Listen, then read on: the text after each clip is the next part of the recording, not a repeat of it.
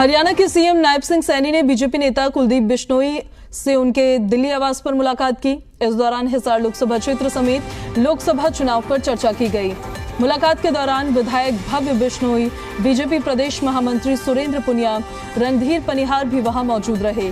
मुलाकात के बाद मीडिया से रूबरू होते हुए सीएम सैनी ने लोकसभा की सभी 10 सीटों पर जीत का दावा किया। कहा कि करनाल उपचुनाव में भी कमल का फूल खिलेगा।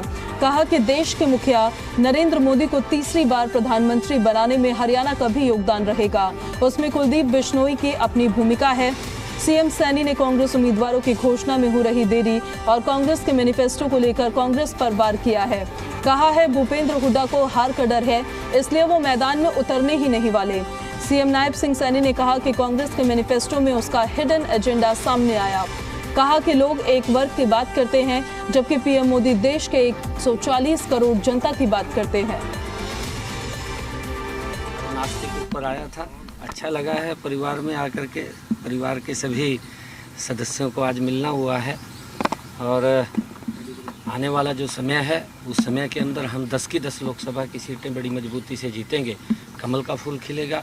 नरेंद्र मोदी जी को तीसरी बार प्रधानमंत्री बनाने में हमारी हरियाणा की अहम भूमिका होगी और उसके अंदर कुलदीप जी का भी एक हाथ बड़ा उसके अंदर होगा। तो उसकी बैठ कर के सारी रचना बनती है, योजना बनती है। पार्टी के अंदर बैठ कर के कहाँ कहाँ ड्यूटी लगेगी, क्योंकि जहाँ भी ड्यूटी लगेगी और जिस नेता की भी ड्यूटी लगेगी वहाँ पर की सोच रही है, जिस प्रकार का उनकी सोच है वो जगजाहिर हो जाती है।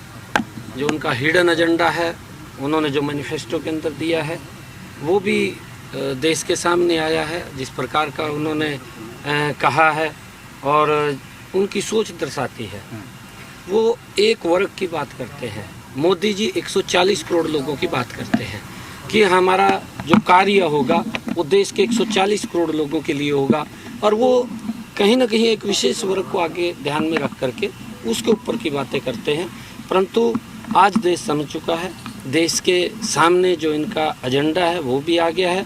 आने वाले समय के अंदर, क्योंकि जब कांग्रेस एकदम ख़त्म हो रही है और लंबे समय तक लोगों का शोषण करती रही है, आज गरीब की भी अगर बात हुई है तो इसी नरेंद्र मोदी जी के 10 वर्षों के अंदर हुई।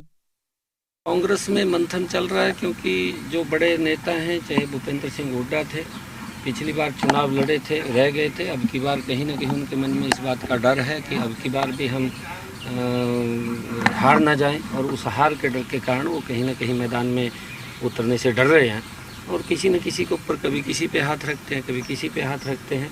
और हमारा युवा है भव्य, आगे आ जाओ भव्य जी। भव्य हमारा ये युवा है, आने वाले समय का नेता है हमारा और मिलकर के हम मजबूती से 10 की 10 लोकसभा की सीटें और करनाल में भी एक कमल का फूल 11 का अंक शुभ होता है और 11 के 11 कमल के फूल खिलेंगे और नरेंद्र मोदी जी देश के तीसरी बार प्रधानमंत्री बनेंगे।